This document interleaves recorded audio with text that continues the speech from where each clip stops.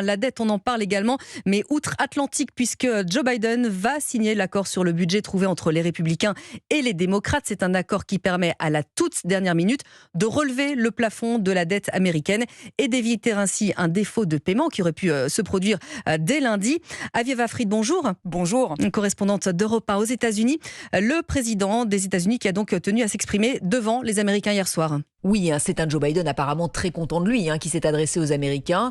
Alors, histoire de souligner la solennité du moment, il a pris la parole depuis le bureau ovale.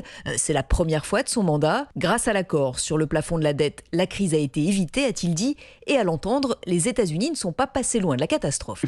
Si nous n'avions pas réussi à nous mettre d'accord sur le budget, notre économie serait entrée en récession. 8 millions d'Américains auraient perdu leur emploi. Et la réputation de l'Amérique, partenaire financier le plus solide et le plus fiable, aurait été détruite. Joe Biden a salué l'aspect bipartisan de cette décision, mais quand on y regarde de plus près, le président est peut-être le seul à être satisfait du résultat.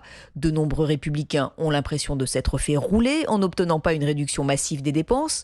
Les démocrates les plus progressistes sont furieux de voir les concessions qui ont été faites, comme par exemple l'obligation de travailler pour obtenir l'aide alimentaire. Ils ont bien sûr tous en ligne de mire les élections de l'année prochaine.